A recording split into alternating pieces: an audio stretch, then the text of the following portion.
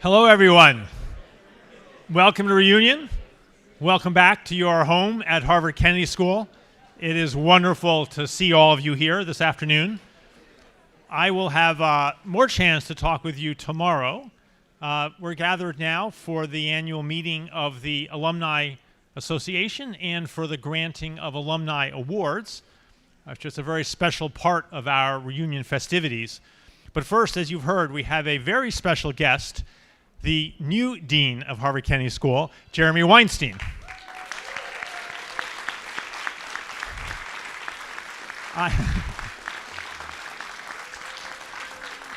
Yeah, let's go. Okay, come on. Let's give it up for Jeremy Weinstein.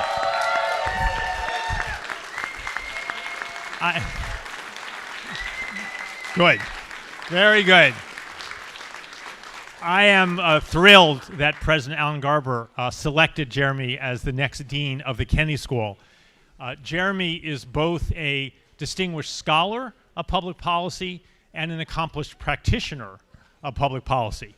His research has addressed topics such as international relations, economic development, immigration, technology, democracy, and other issues of fundamental importance at the Kennedy School and in the world.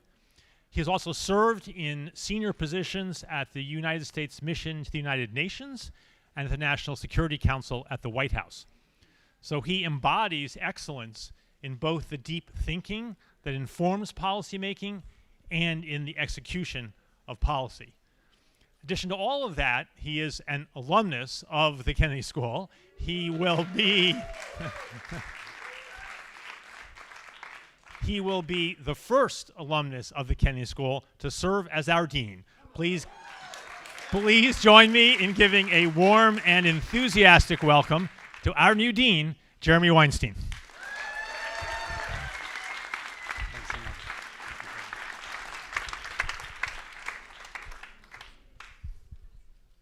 Wow.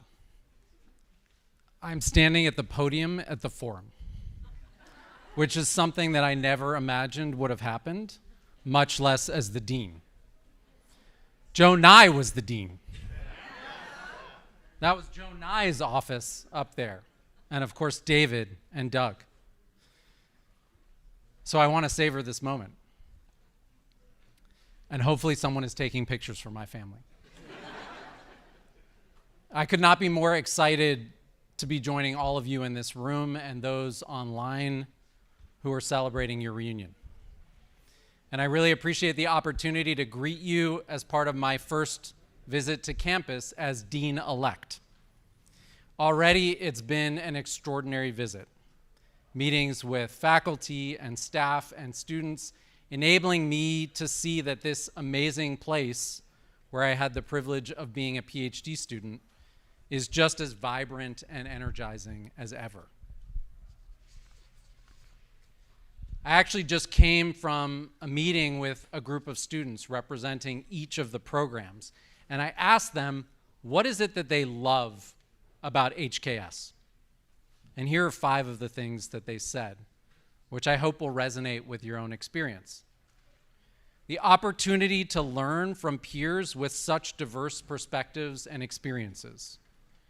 The interdisciplinarity of the school, not just one way of thinking, or knowing, or lens, or perspective on the world. The sheer breadth of activities and opportunities that manifest at this institution every day. How much learning happens by accident and not just on purpose.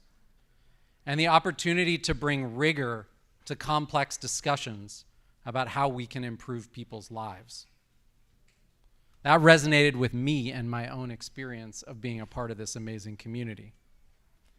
Now, before I share some thoughts as part of my brief hello, I just want to acknowledge and thank Doug Elmendorf for 8 years of exceptional leadership of this great institution.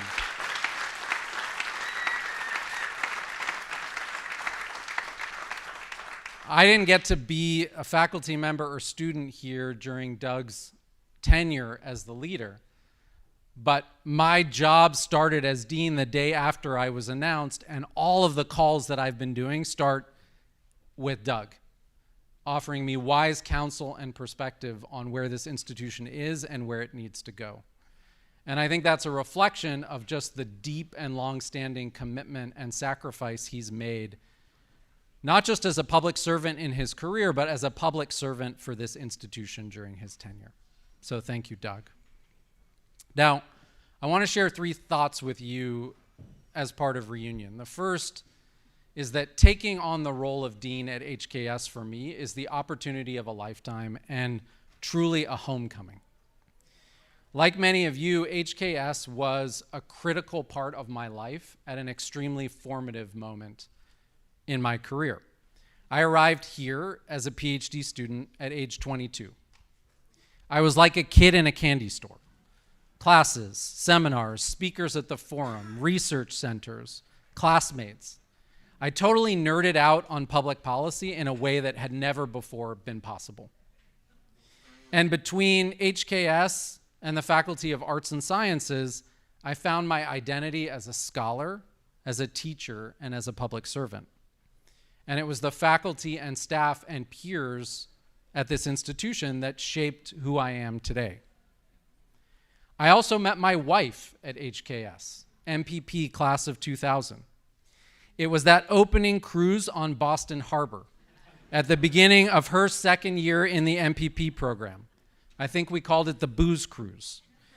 And since we didn't get one another's last names at that first meeting, we left notes for one another in mailboxes that used to be in the Belfer Center, but I understand violate FERPA regulations, so mailboxes no longer exist.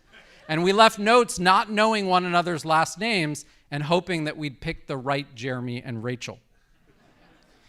But HKS has also given us our most important friendships as individuals and as a couple that have nurtured us as professionals and as a family over the past 2 decades. There is nothing or no one like our network from HKS, which is why we insist that our 2 sons at some point get a degree at HKS wherever their professional journey will take them. Second thing I wanted you to share with you today is why I'm so enthusiastic about coming back to HKS at such a challenging moment in higher education and in the world more broadly. And I shared this with the faculty and staff yesterday, but the answer is really quite simple for me, which is that the Kennedy School's mission has been my personal mission for the entirety of my professional career. It embodies the intersection of the 3 things that have been central to my career: research of the highest quality, superb teaching to train the next generation of leaders, and a deep, deep commitment to public engagement and service. It also has an extraordinary history, a foundation that was laid by the earliest faculty of this school and the founding deans, who saw that making government better wouldn't be accomplished through the existing architecture that we had in higher education, but that we actually needed new institutional models to train and to contribute. It has the right ingredients, thanks to Doug and David over the last 2 deanships, to continue its leadership. Extraordinary faculty, including a next generation of faculty that hopefully you get an opportunity to interact with during your visit. Superb professional staff. It's a place that people want to come and work. Continues to attract the world's best students. And of course, a network of alums and practitioners around the world that is unrivaled. So in short, I see HKS as a singular institution in the landscape of higher education. It was really designed from its inception moment as a platform for solving public problems, with an unparalleled commitment to both excellence and impact. And you can't find that anywhere else in a university in this country or around the world. Now, of course, I'm joining this institution not only at a challenging moment for higher education, but at a challenging moment for the United States and so many people around the world.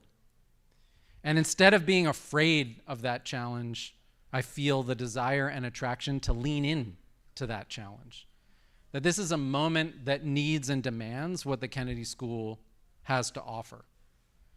And with everything that I've done in my career, I have an abiding belief that universities have a central role to play in helping us address the challenges of the moment. That universities have to be engines that help us think about how to tackle our collective challenges in creative and innovative ways. And unlike almost any other institution in society, universities are the place that have the true potential to embrace and encompass the diversity of viewpoints, perspectives, and life experiences that we have to bring together if we're able to collectively deliberate and imagine a future that's different than the world that we live in now. And the last thing I wanted to say is that I am excited to connect and reconnect with all of you, because I know that to be an effective steward of this great institution, I need to do so in partnership with those who've been so committed to and have benefited from the school in the years ahead. I know just how important the HKS alumni community is, the amazing work that alums are doing to impact the world that we live in. Some of my best friends are in that row here for their 25th anniversary reunion class. Back home in the Bay Area, I get together on a regular basis with a small group of alums. One is a member of the San Francisco Board of Supervisors. Another chairs the California Energy Commission. One leads the most important urban planning nonprofit in the Bay Area. And one is a senior official at the State Public Utilities Commission. These were my classmates at HKS. They were a part of this community when I was on the Kennedy School student government. Now they're the key decision makers on critical issues in our region where I live now and in our state. So multiply that little network by thousands, and you have a sense of what HKS represents in the world and what it's in a position to accomplish. But as alums, you also know this institution and what it's capable of. Many of you are today on the front lines of making change in the world. And you can help us understand how we need to evolve and grow as an institution. What are the problems that we should be focused on? What skills we should be emphasizing? How we can most effectively contribute to tackling these pressing challenges. It's been super amazing since the announcement of my appointment to hear from so many of you via phone calls and texts and emails, people that I knew and loved when I was a student here, people that I didn't know and can't wait to get to know over the coming months and years. And so I look forward to meeting you and getting to work with you, and most importantly, to think with you about how we continue to nurture this extraordinary institution and position it to be impactful at a time when it's needed more than ever. Thank you so much.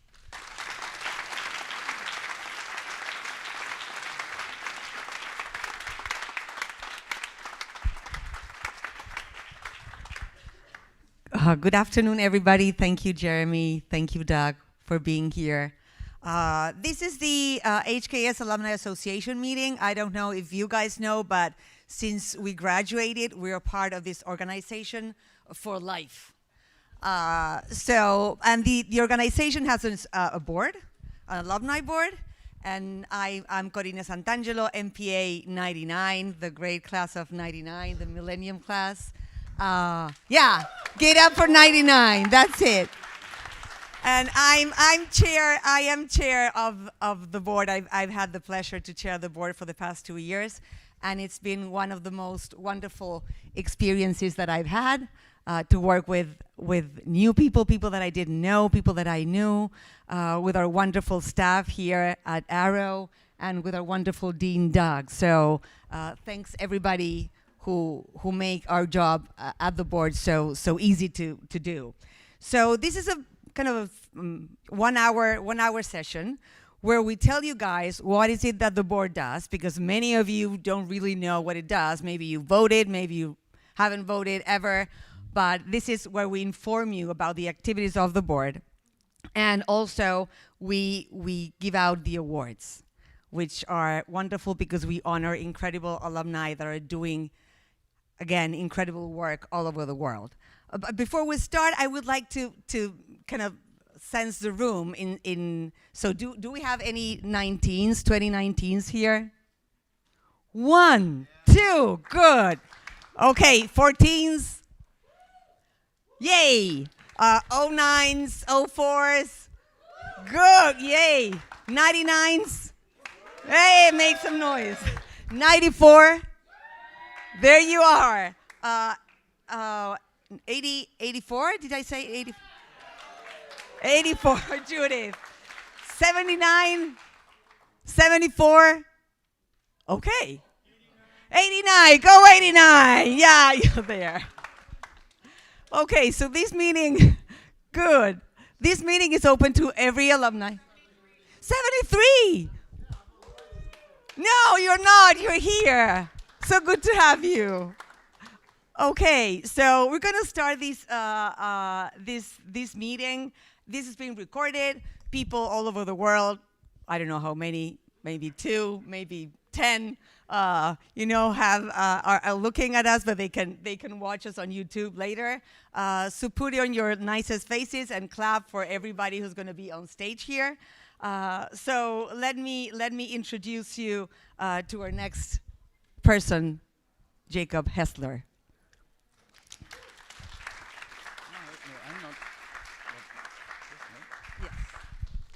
Hi, everyone. I'm also an alumnus of the glorious class of '99, of which there are so many in this room, and I'm very happy to reconnect with you.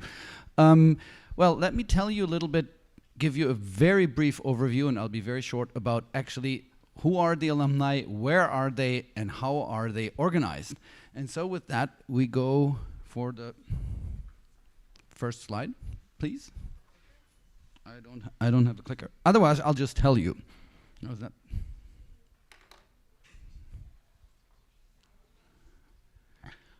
Well, so Alumni Association, I think Corinna already mentioned it. Everyone is basically part of it, whether you like it or not. You are a lifetime member, and basically even when you're a student, if you think about it, you're just an alumnus in waiting. It's open to all alumni. This annual meeting is open, but obviously it focuses on reunion. But let's move on, because we need to, I think, speed up a little bit. So, alumni in the world, there are now 25,000 degree program alumni, 70 of which are in the United States.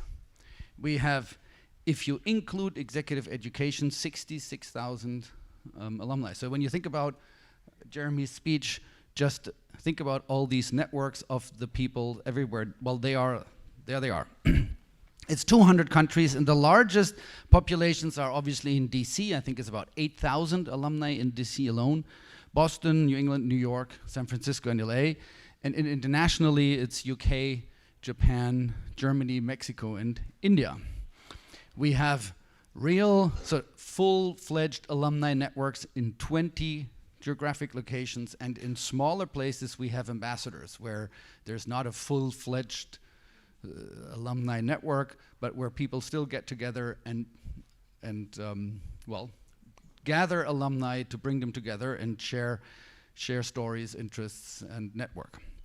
And then there are 7 what we call shared interest group, and I think we can that just gives you a little bit the map, but I think we can just skip that. The shared interest group is the other, if you think about it, it's like a matrix. It's the other dimension in which our alumni organize. We all live in a place, geographically somewhere, at least most of us, but we also have interests. And interests, an interest group are basically organized by themes that alumni are motivated by. These tend to be non-regional, and you can join them from all over the world and be part of it. They obviously, thanks to COVID, have had a great run on organizing and bringing together people around virtual events. And there are 7 of them. Adaptive Leadership Alumni, there's the Alumni Pride Caucus, Black Alumni Association, the Emerging Technologies Alumni Association, State and Local Alumni, Women's Alumni Network, and the Women in Defense, Diplomacy, and Development. So those are the ways in which alumni are organized. I invite you to look this up. according to your interests or geographic location. Join them, engage with them. Is usually, well, you all know it, fun people and very interesting exchanges to be had. And now I hand over to Raghu, who will tell you a little bit more about the board. Thank you, Jacob.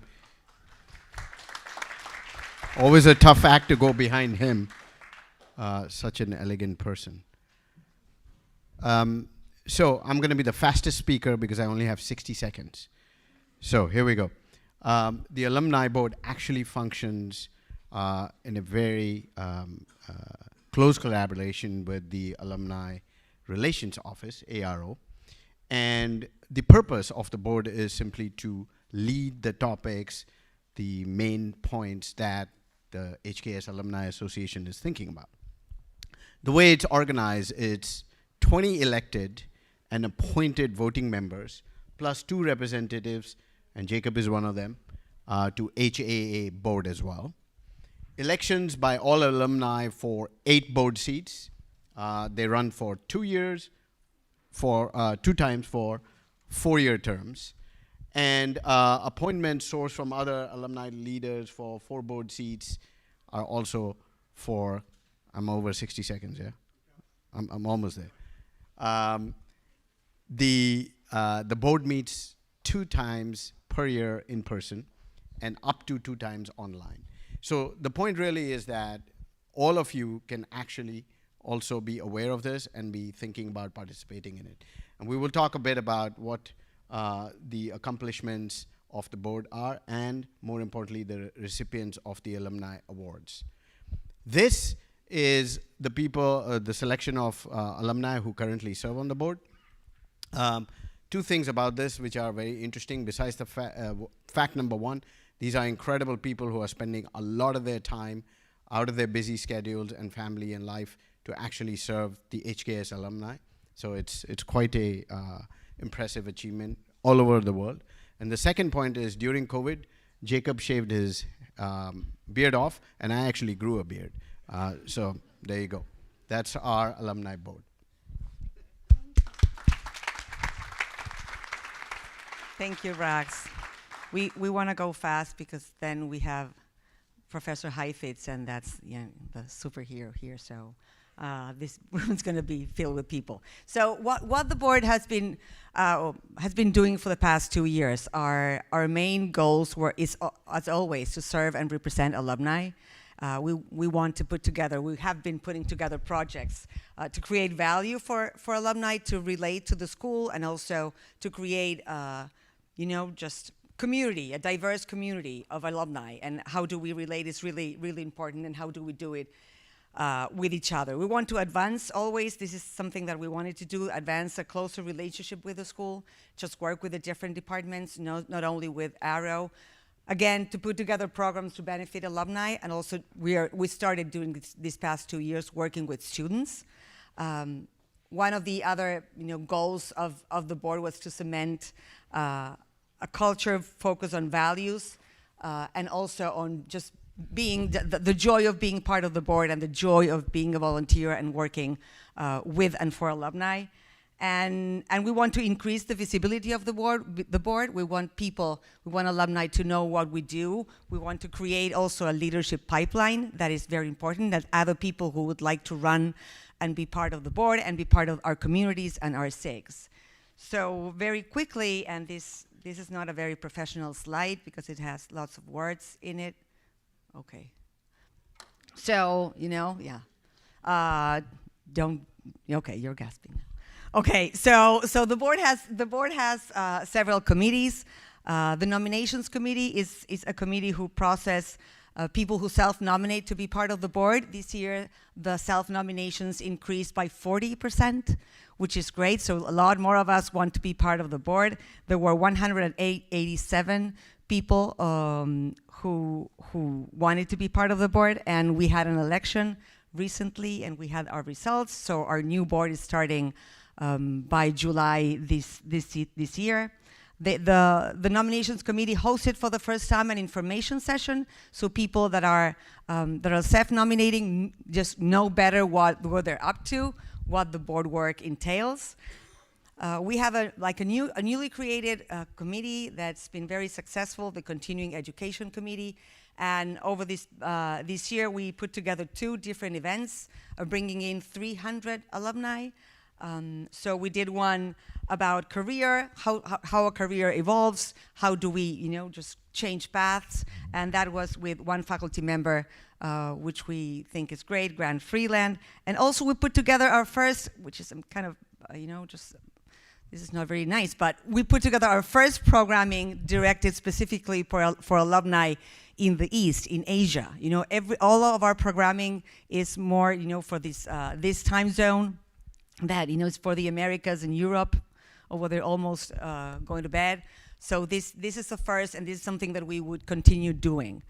We had the Diversity and Enrollment Committee. It's been doing a wonderful work. Last year they put together recommendations, and this year they've been talking with leadership about these recommendations, and also working hand in hand with admissions to try to get more HBCU students to know about the Kennedy School. And for those who are international, HBCUs are historically Black alumni, Black colleges and universities. So we want more people coming from underserved communities, and we, as the Alumni Board, would like to help the admissions office to do that and to get to that people. We have started, connecting with students as well. This is the 4th year. We've put together a mentorship program, something that you could all be a part of next year. So we brought together more than 100 students, both in person and online. And something that I'm really proud about this board is that we've been able to bring in more than 700. It doesn't look like a big number, but more than 700 alumni, participated in all events, which is roughly the number of people that come to reunions. So that's a lot of people over the time. It's not a year; it's almost 9 months. So that is something that we're really proud of. And we also have been working together very closely and in a wonderful partnership with Arrow, the Office of Alumni Relations, and we co-hosted 2 of their alumni talk policy events. So we think there's a lot of work we need to do next, but we have the basis to do that, and we have a wonderful new board that will work for that, and a wonderful new board chair that has been elected yesterday. So let me introduce you to Kathy Hudson. Congratulations, Kathy.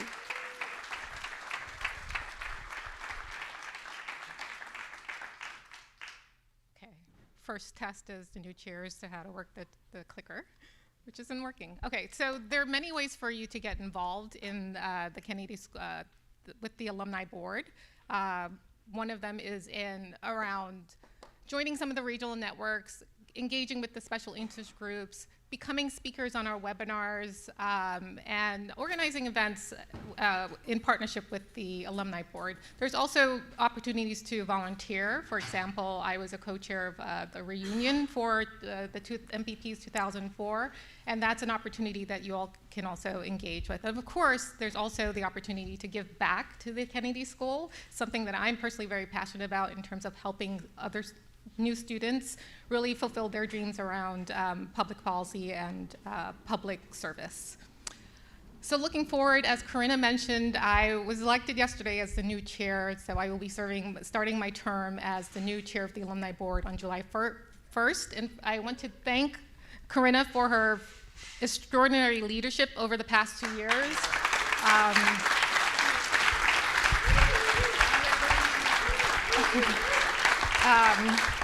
And it's an incredible opportunity, and I look forward to serving all of you, and hope if you see me around the campus during the reunion, that you take a moment to let me know your thoughts about how we can better serve you as an alum of the school. And finally, I wanted to introduce the newly elected board members. I was also the chair of the nominations committee, and as Corinna mentioned, we had a huge number of applications. These are the 8 new members who were elected in the last election. I think Katuna is here as one of our newly elected positions. Corinna and Judith were re-elected. So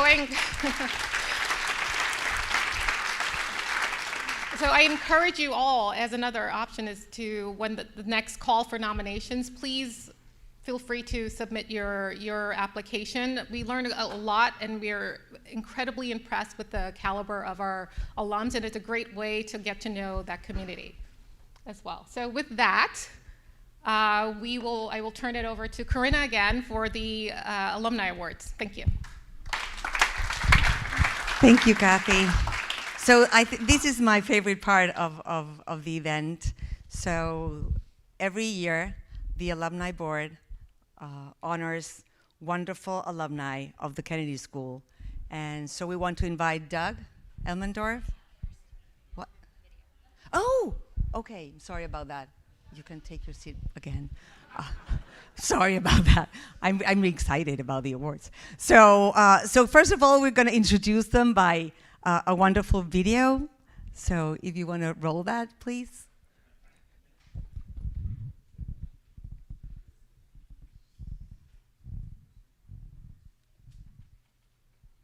Pretty, please. Each year, Harvard Kennedy School honors 6 alumni and 1 alumni network for their remarkable contributions to their communities, to the school, and to each other. The 2024 Alumni Public Service Award goes to Andrew Natsios, who earned his mid-career Master in Public Administration degree in 1979. His significant public service work includes leading the U.S. Agency for International Development, where he helped countries recover from wars or natural disasters, and raised awareness of and implemented solutions to hunger and famine. A retired lieutenant colonel in the U.S. Army Reserves, Andrew also served in the Massachusetts House of Representatives and later was appointed chairman and CEO of the Massachusetts Turnpike Authority's Central Artery Project in Boston, also known as the Big Dig, restoring public confidence in the costly highway project. This year's recipient of the Emerging Global Leader Award is Catherine Lee, a 2011 graduate of the MPA ID program. Catherine has had a global impact designing and assessing programs to help marginalized populations in Asia, Africa, and South America in areas such as education, child protection, and climate resilience. She co-founded a women's empowerment brand in Kenya that focuses on the needs of women of color while challenging gender stereotypes. She is also an award-winning film director and producer, leading global teams to tell compelling stories of people who take risks to advance democracy and justice.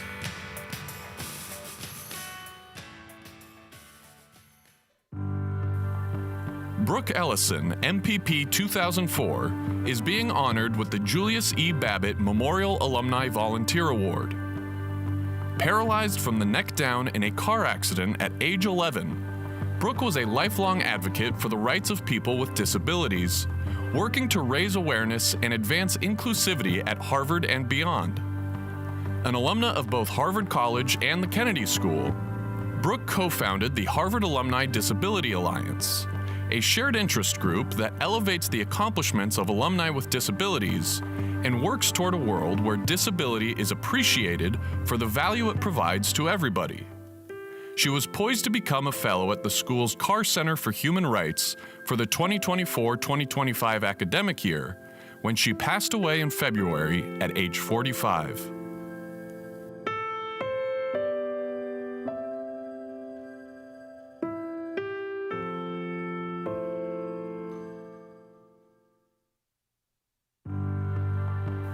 The HKS New England Alumni Association is the 2024 recipient of the Alumni Network Engagement Award.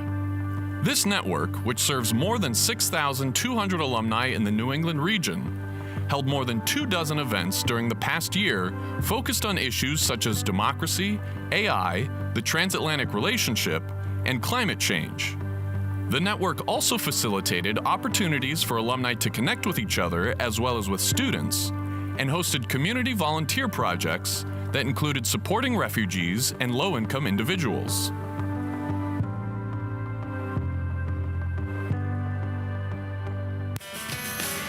This year, we honor David Chapanta, MPA ID 2005, and Donald Carl, MPP 1976, with the HKS Fund Outstanding Alumni Award. David has donated to the school for 15 years and counting, and Don has contributed for more than 4 decades. They both received financial aid to attend HKS, and they give back to ensure that future students have the same opportunities. David, who has dedicated his career to ending the HIV epidemic, currently is the country director for Namibia for the Joint UN Program on AIDS.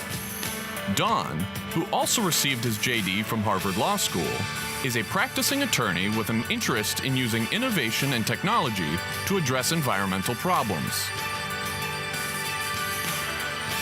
The 2024 Innovation Award goes to Dr. Alistair Martin, a 2015 MPP graduate who received his MD from Harvard Medical School the same year. He integrates medicine, technology, and civic engagement to address complex social challenges through a healthier democracy. The nonpartisan healthcare organizing incubator he founded to leverage healthcare settings to facilitate civic engagement. Its programs include Vote ER, a nonpartisan drive to increase voter turnout that is active in more than 700 hospitals, the Get Wavered campaign, which grew the number of doctors legally authorized to prescribe controlled substances to combat opioid addiction, and the Link Health Project, which connects families to federal assistance programs. Congratulations to the recipients of the 2024 Alumni Awards. Big round of applause. Bravissimo.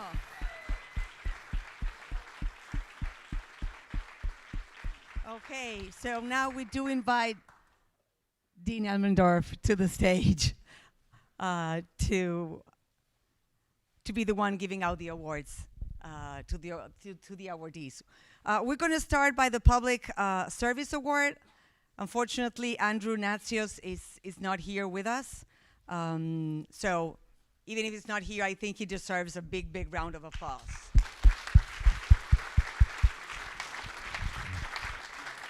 Next up is Catherine Lee. Catherine, if you can come up to the stage to get your award, the Emerging Global Leader Award for Catherine Lee.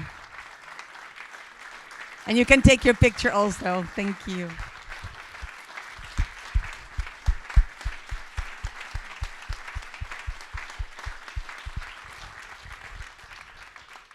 Next up is Dr. Alison Martin, the Innovation Award, MPP 2015.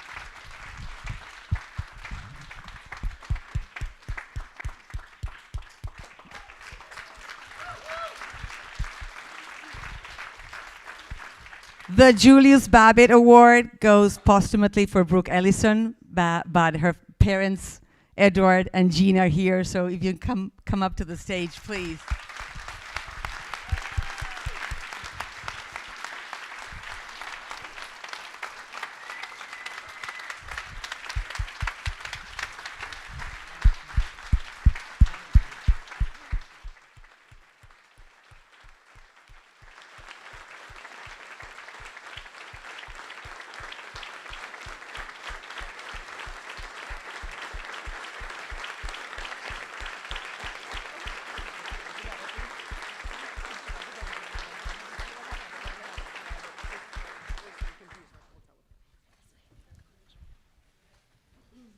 Thank you very much.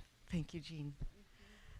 The Alumni Network Awards go to the Kennedy School New England Alumni Association. So if you guys can come up. Congratulations.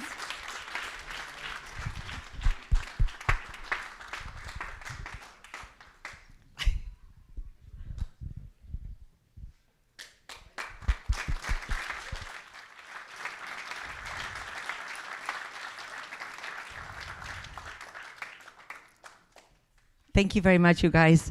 And the HKS Fund Award goes to David Chipanta, who's here, and to Donald Carl, who's not here. So David, congratulations.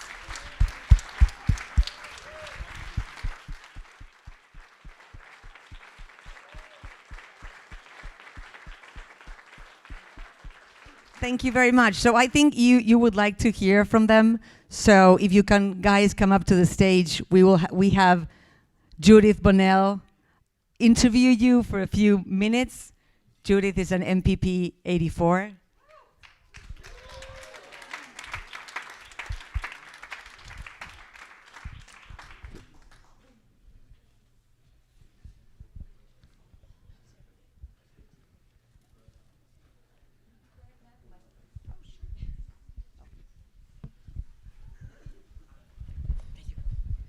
Hi. Hi, all. I'm up here, and I'm the least important person on this stage right now. I hope you know what talent and treasure you're seeing in front of you. And I hope when you see them the rest of the day today, you give them a special hug and thanks for all they do. Let me start. I'm going to ask each of them a question. They only have 2 minutes, maybe 3 to answer. We're a little bit being pushed by Ron Heifetz. But isn't that the story for all of us, huh? I'm going to start with Catherine. I had the pleasure of meeting Catherine just briefly here, and I'm intrigued with her backstory. She is an entrepreneur, which is not something the Kennedy School usually produces. We don't produce entrepreneurs. But if you can give the microphone to Catherine, let me ask Catherine, what about the Kennedy School gave you the skills to be an entrepreneur?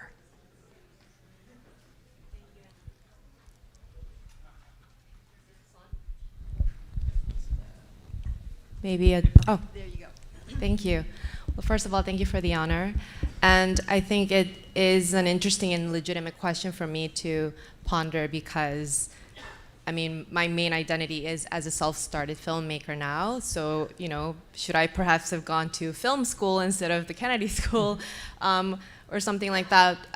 But the answer is no. And that's because I think what I took away from my HKS experience is the ability and the reminder to know with glaring obviousness why I do everything that I do. And the fact that we can each make great impact. I know a lot of people around me, when faced with the geopolitical crises of today, often tend to say, I feel so helpless and powerless, but I don't think any of us sitting here with those in history who have walked these same hallways can say that, because there's proof that we can, as individuals, actually make great impact. And I think what I've always struggled with is the how, and I hope to continue struggling with that always, because I don't think that there's ever an end to that search. And I think that is what entrepreneurialness is, that I have a goal, and the rigor of the MPID program that I did here helps me, you know, with thinking about the world in a certain way, but to try different ways and the different hows to achieve what I think is important is what led me to go from being an economist to a filmmaker, and I think other unexpected things in the future. Thank you, Catherine.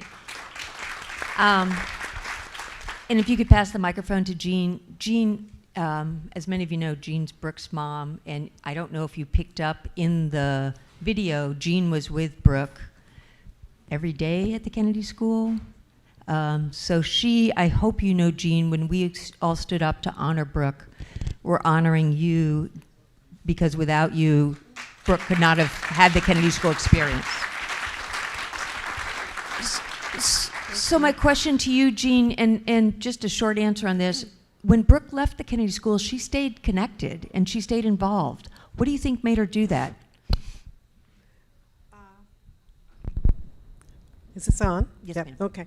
Okay, so I have to admit, I had to prepare for this because otherwise I would be very emotional, and I probably will be emotional anyway, but bear with me, please. Harvard was Brooke's home away from home. Brooke attended Harvard College from '96 to 2000.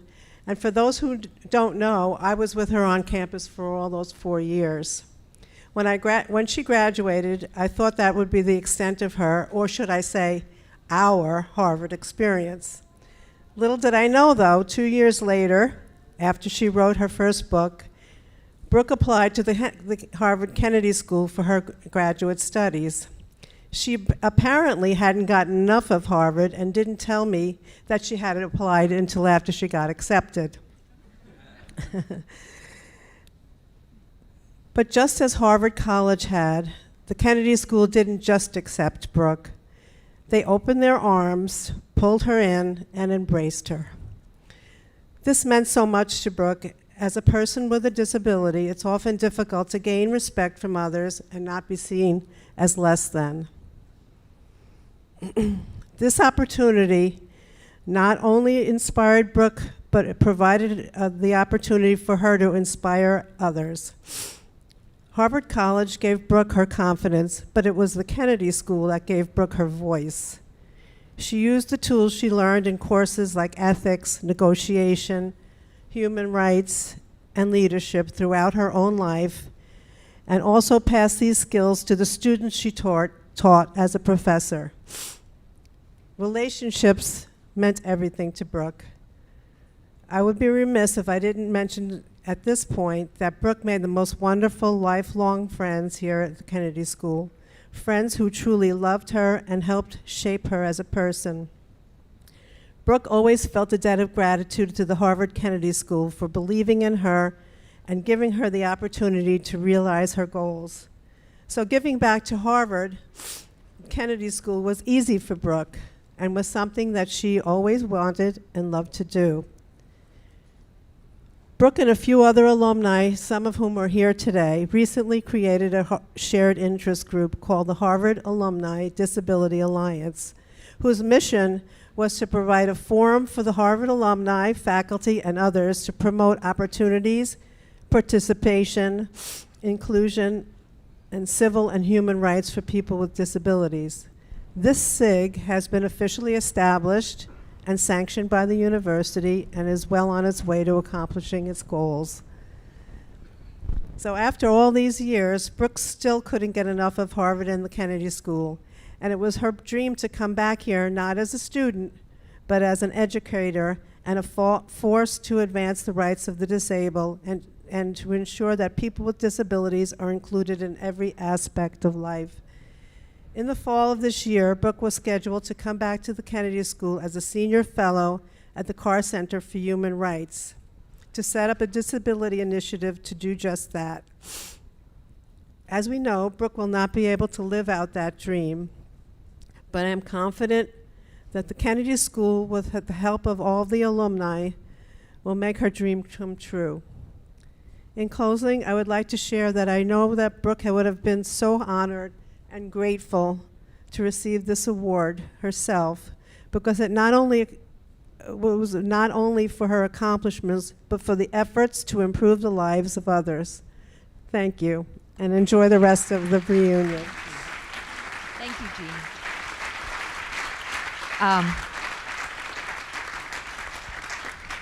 Thank you so much, Jean, and thank you, Edward, for also being by Brooke's side. Yingjing, I know Yingjing from our other work at the Kennedy School.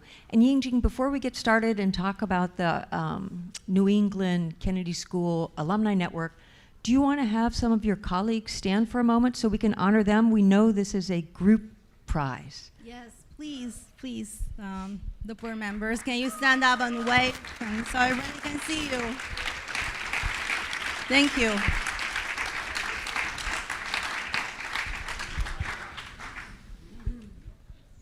So, Yingjing, this is a question and one I know your group, you've been very successful. This network has been very successful. Granted, it's in New England where there are a lot of alumni, but we're trying to bring that magic to other places in the US and in the world. What do you think the New England network has learned that you could pass on to other networks and even the SIGs to get them energized in the way that you guys are? Thank you, Judith. I'm very, very honored and humbled to be here to receive this award on behalf of HKS and EAA. So we're serving more than 6,000 HKS alumni across New England. And we have been very, very active on programming. So over the past year, we have held nearly 30 events to connect the local alumni with each other and with the school. And since last fall, we introduced a new tradition of a board dinner. So every month before our monthly board meeting, we invited all the current and the past board member to have informal dinner together, hosted by different board members. We think is a great opportunity for us to learn more about each other and foster a close-knit community where we can support each other and the board. And I really want to thank all the current and the past board members for your contribution to the board. It's all your hard work, wisdom, and courage that have shaped the board into what it is today. So this award belongs to each one of you. And I'm very proud to say that we're the only one who have won this award twice at HKS. So we should be very, very proud of ourselves. And I also want to thank HKS AA Board and also the Alumni Relations Office for your tremendous help and support. We cannot have achieved all of this without you. And finally, I want to thank all the alumni and the students who participate in our events in the past year. It is you who motivate us to move forward. So we're definitely gonna carry on the spirit of this award and continue to serve the HKS community in the best possible way. Thank you. Thank you, Yingjing. Maybe we need to have the New England Network do a tutorial for our other networks or some sort of, training session. That would be great. David, you have been a loyal donor to the Kennedy School since you graduated. And as I understand, most Kennedy School alum, and I'm not looking at anyone out there, most Kennedy School and alum either ebb and flow in their giving or they don't give. David, what inspired you to start off giving and keep giving to the Kennedy School? And you were a financial aid student, right? Okay. Yes, thank you so much, Janet. I think there are many people I need to thank, but I just want to thank my sister-in-law. When I told her that I'll be coming here, she said, I'll be there with you. So Grace is here all the way Grace, from can you stand up, please? New York. Thank you for coming, and Grace. So the I received an award scholarship from the Kennedy School. But I think that's just one of the many reasons I give. The main reason I think is the incredible work that the Harvard, in general, the Harvard University people do. I came to the Harvard Kennedy School because of a Harvard Graduate School of Education alumni. Her name is Roberta Roy. In fact, I dedicate this to her. She's the one that invited me to come to the US. I met her in Zambia, my native country. She was a teacher there. So she invited me and encouraged me to apply to the school here. I applied first time, but the school gently wrote back, said, well, you don't have a bachelor's degree, so we can't accept you. So for 4 years in San Diego, I did my undergrad with the requirements of the MPID degree every day to make sure that I was tailoring my classes to those requirements. And when I finished and applied, the school this time accepted me, but of course the price was a big thing. They said, well, we'll give you a scholarship.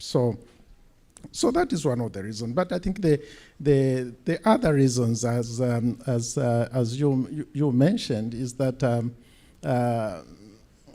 Harvard gave many of us a voice. I was with your daughter in one of the classes, and it was really inspiring to be her colleague. So one of the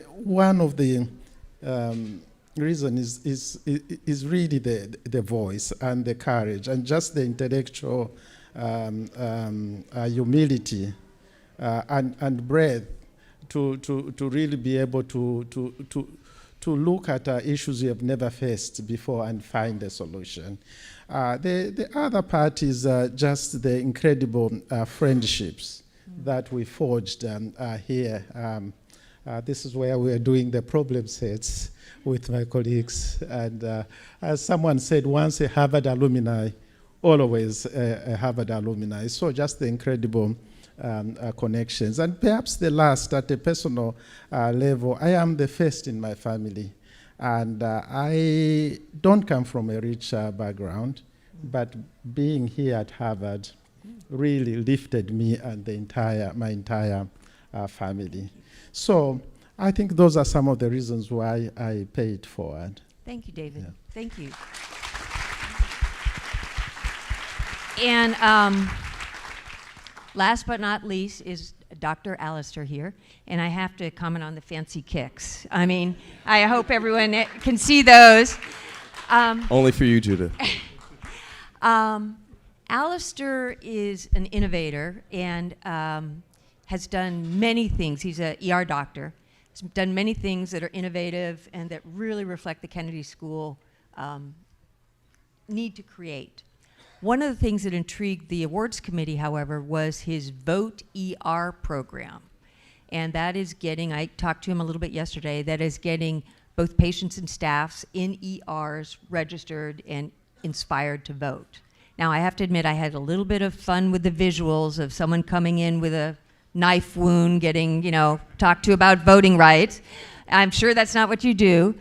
But Alistair, tell us a little bit about Vote ER and especially how it feels in a fraught political environment like we are in right now. How do you manage that? It's a great question. First, thank you to the Alumni Association, to the board for my selection. I want to get to your question, Judith, but before we do that, I want to ask the audience, when I ask you to think about an emergency room, an ER, what comes to mind? What image? Waiting. Gunshot wounds, strokes, chaos. Did someone say McDreamy? Grey's Anatomy? There we go. George Clooney? Okay. So when I think about the ER, I think about the patient I had on my last shift, a young 20-something-year-old, who came to the ER with her 2 children simply to get a work note so she could go back to work. I think about the homeless man I had over my last overnight shift who came in because he was hungry and alone, and it was his birthday. And he didn't want to be hungry and alone on his birthday. I think about the young 20-something-year-old Latina that I saw recently who came in with abdominal pain with her father who had Parkinson's dementia in the corner of the room. We thought she had appendicitis, a UTI. Was she pregnant? She had none of those things. She was there with starvation ketosis. She was in the ER with abdominal pain because she was hungry. I went to ask her. It turns out she had been making decisions about, does she pay for food or does she pay her father's co-pays for his medications? When I think about the ER, I think about the fact that it's the place that some of my patients, the only place they have to go. I think about the faces of failed public policy. And I used to believe that those problems, those challenges were too big for me. What could I do? How could I dent those issues?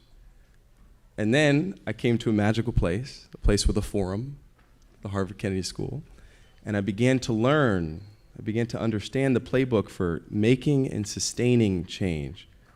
I began to organize like Marshall Gans and lead adaptively like Ronald Heifetz and persuade and negotiate like Mandel. And I began to transform, to change myself, and saw that there was a way that I could make a difference.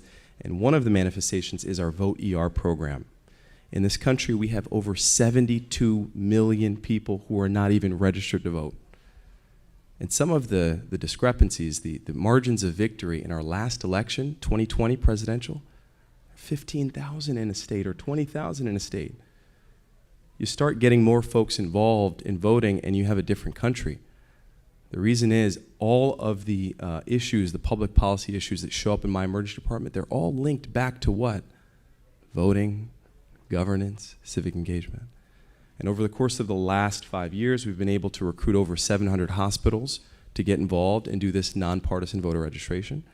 We've helped nearly 100,000 patients make their voices heard in elections, and they vote at like 85%, which is much higher than the average.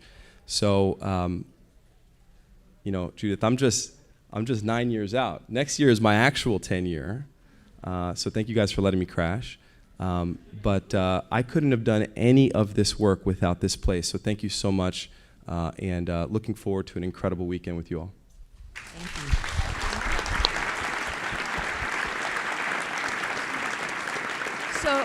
So let me just encourage you, one more round of applause for our illustrious recipients as Corinna comes up.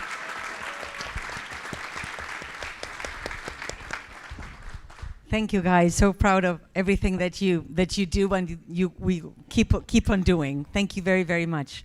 And this is over. Thank you very much for being here. It was a pleasure hosting you. See you in 5 years and enjoy the weekend. See you around. Thank you.